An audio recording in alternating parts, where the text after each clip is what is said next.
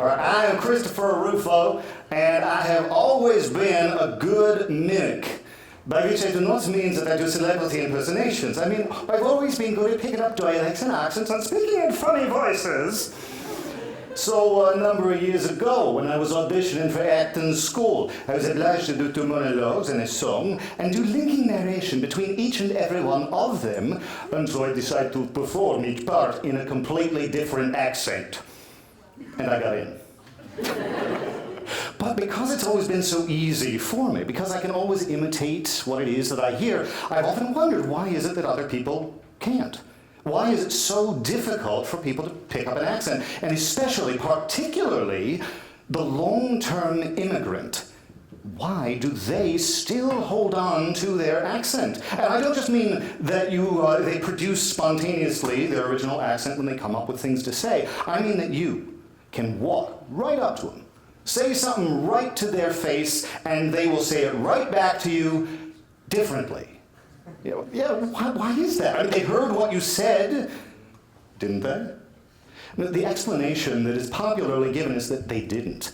The idea, the hypothesis there is that as the person grows up learning the sounds of their first language, that these are different from the sounds of English. And so when you say something to them using the sounds of English, they perceive those sounds and then transcode those sounds into the sounds of their original language, and then they say back to you what they genuinely thought you said. Now this does happen, this is true, this happened to me. I needed to say some Spanish words of language which I do not speak, and I got a Spanish lady to help me out to try to say these words without my American accent. And I did this. She said the word to me, and I said it right back to her with the American sound. So this does happen when you first arrive, when you're first learning the language. After 30, 40, 50, 60 years, you learn. The science has been done. You do learn. So this hypothesis does not cover all the bases, and furthermore, it does not explain why a Texan finds it so hard to sound like a Bostonian, or why someone from California finds it hard to sound like they're from Liverpool. It can't just be the way we perceive the sounds. There's got to be something to the way that we produce them. And that is something I came to understand. Honestly, it's an unusual opinion, but I came by it honestly. When I was in acting school, I was in a play where everyone had to speak with a posh British accent, so I was all right. But the 2 leads were from Georgia, and they had the worst time trying to get this accent.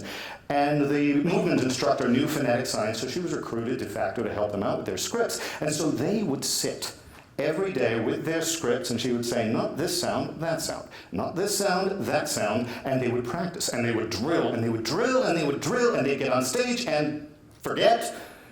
Or they would remember, but it wouldn't sound like a British dialect. It would sound like a Georgian person trying to sound funny. It was just really weird. And so by the time we got through the 3-week rehearsal process and we were in dress rehearsals, the director was panicked. And he said, all right, we have got to get this right. We have got to spend an entire rehearsal doing nothing but drilling the accent, getting it right. And so I had nothing to do. And so they drilled over in the corner, and one of them said to me, Chris, why don't you take the understudy, go off and work with her. We don't have time for her anyway, we're busy. See if you can do some good. And so we went off into a hallway, and she wasn't bad, but she wasn't right. And I listened to the various mistakes she was making. She was making different kinds of mistakes. But as I listened, I realized that every mistake she made was all for the same reason. Every time she made a mistake, it was because she was using these muscles. And I pointed this out to her, and I said, well, that seems to be what you're doing. What happens if you just stop using these muscles? What if you only use the muscles from here forward and nothing else?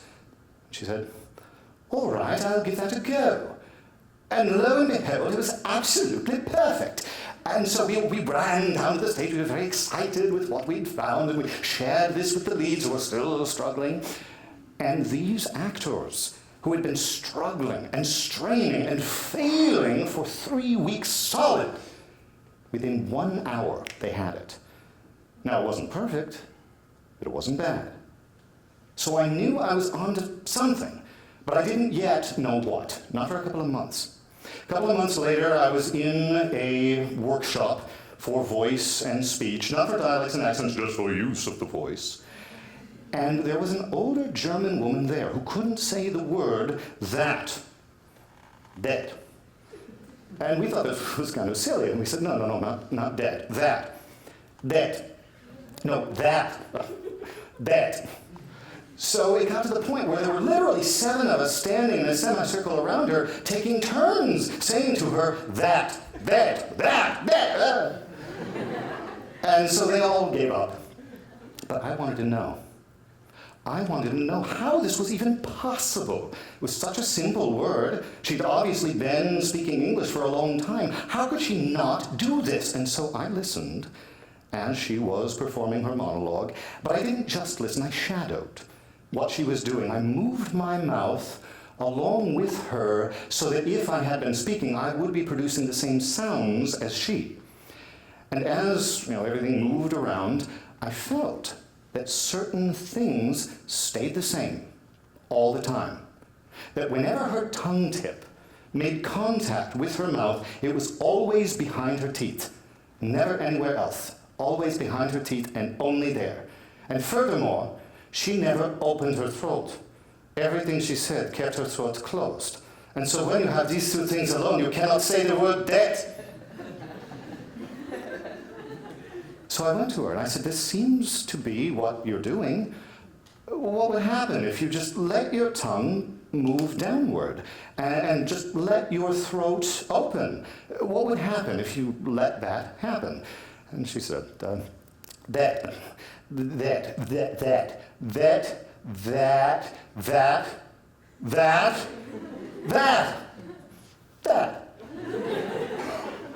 And I take away from this, not that I was able to show her a new way to make this individual sound, but rather, first, that there had been these unconscious, overriding physical habits that had prevented her from saying it in the first place. And secondly, that once she changed, she heard the difference. So this, I found, was a very effective way to show people how to use a dialect, these physical habits, but I wanted to know, why does this work? What is this? And that's what brought me here to McMaster's, to psychology, where you always ask why. And here I discovered, no, I wasn't the first person to make this observation, but that just meant I didn't get to name it. The name that has been given to this observation is articulatory settings, with the idea that our articulators, our lips, our tongue, our throat, our teeth, our articulators, when we speak, are set in a particular way, and that produces the accent. And so, this then is a new way to think about how we approach a dialect. That rather than think of a dialect as a series of individual sounds, we can think of them as a kind of movement. And the hypothesis here is that as we grow up speaking our original language, our native language, we do not learn the sounds. Rather, we learn how to produce the language, and we use the sounds that we hear to confirm that we got it right.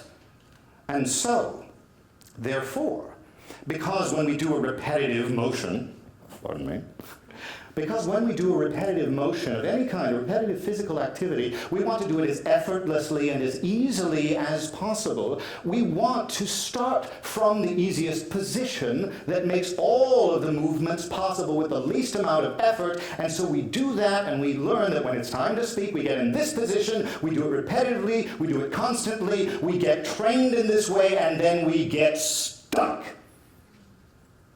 The Hindi language has a number of sounds in it that cannot be pronounced except by literally curling the tongue back in the head to touch the top of the mouth. So that just as English distinguishes between th and t, the Hindi language makes a further distinction between t and t, where that t is curled all the way back in the mouth. And there are enough of these sounds in the Hindi language that a Hindi speaker learns that it is most efficient just to walk around with your tongue curled back in your mouth all the time, which is perfectly fine for Hindi, but it gets in the way when you want to say English. And so, just this one thing, all I am doing right now is keeping my tongue on the top of my mouth and compensating for this giant obstacle in the way. I could, if I wanted, sound even more stereotypical. But this one thing, this one change, and compensating for this change is the major cause of this accent. And so, this gives us a new way to look at a dialect, not as a series of separate inventories of sounds, but as physical parameters. And this, once you start looking at dialects this way, makes you start seeing how similar they all are. You may have heard that the British Isles alone have hundreds upon hundreds of unique dialects, and this is true if you consider a dialect to be a separate inventory of different sounds, all separate. But if you think of them as physical parameters, then it is possible to suggest that across the entire British Isles, there is only one accent, with variations. If I start, for example, with a standard pronunciation, and this is literally called the standard pronunciation of British, then, and you think of this as physically on the midline, that I'm using all the muscles above and all the muscles below fairly equally, then I can move to another part of the country just by using a different part of my mouth more. Right now all I'm doing is using my lower lip more, and this is more like what they do in the northern part of the country. And then if I want to go back to London, I just start using the upper lip again and compensating like I did with the Hindi tongue for the change that does in my mouth. But they're all basically the same. And further, if I want to be a different class, I mean this is still very posh to begin with, but if I wanted to be a different class, it's a matter of tension. That if I wanted to be upper class, I become more tense. And I get tenser and tenser and tenser. Oh yes, it's hot and cramped. It isn't very, very nice. Or if I want to be lower class, then I just get looser and looser and looser until my face is practically hanging off. But this then is the lower class of Britain, the Cockney and their variants. But they're all basically the same, with variations. And so if this is true, if this is the case, this demands a new way of thinking about language, because language can't be sound. It can't be sound because if it were, then what I do wouldn't work. When I train people, when I train actors, I don't tell them, say these different sounds. I say, try to say the sounds you're familiar with, and fail. That's how you know it's working. And so, for example, it's very difficult for a North American speaker to say a European R. The North American R is very hard, it's in the back, and these muscles are very well trained to say that R, and so they find it very, very difficult until I tell them, well, you know that cartoon character, Elmer Fudd, he's always after the wascally wabbit, and they say, yeah, yeah. And I say, all right, now I want you to say something like, the wed wabbit wan wan the waist whack, and they do, and it's easy. And then I say, now say that again, and use those muscles, but this time, make it an R. The red rabbit ran round the racetrack. And it's easy. But they are not making a sound. I never say to them, say the sound nor, however, can it be a movement. Because if it were a movement, then if I say to them, make it an R, then they go right back to these muscles which produce the movement of the R. The representation of the R may be deeper than that still. It may be deeper than sound. It may be deeper than movement. It may be something that filters through the articulatory settings, which in turn determine what dialect comes out. And the similarities are not just within language. That, of course, the first one that I learned was German from the one who couldn't say that. But then I was hired to do a role to play Van Helsing in Dracula, and they wanted me to do it as Dutch.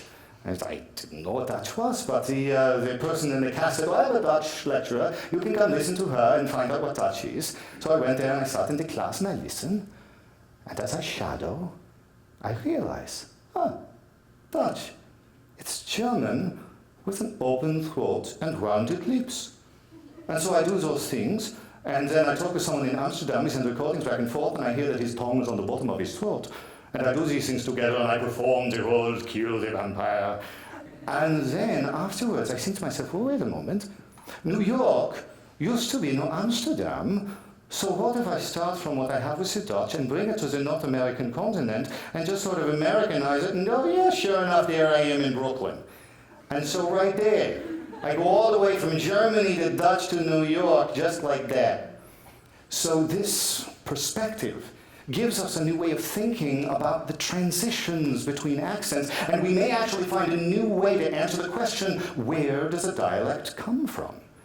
Because right now, if you ask somebody official, where does a dialect come from? Why does this person speak with the dialect they speak with? The answer is, because they grew up there.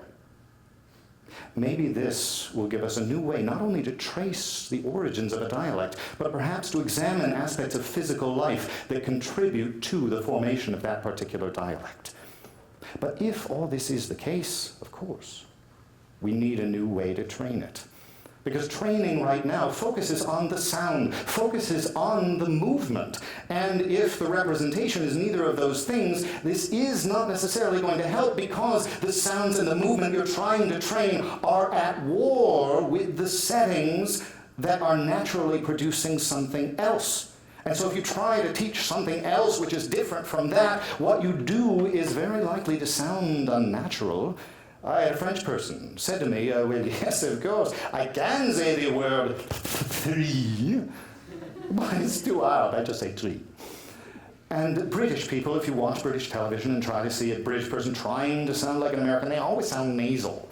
And the reason is because the British have a different setting for the throat. They send all their air up through their nose, which when you have a British articulation isn't noticeable at all, because it works in harmony. It works naturally together. But as soon as you have an American articulation, then you can tell exactly where all that air is going. And so it's very important for a British person not just to sit with their dialect coach and learn all these different American articulations, but to learn that their air has to go through their mouth instead of through their nose. And so here we have, the traditional way of training. Here's the alternative. When I teach someone to, for example, New York, it takes a while for the settings to become natural, to become habitual, but it can be approached step by step, one at a time. First, I say your tongue tip.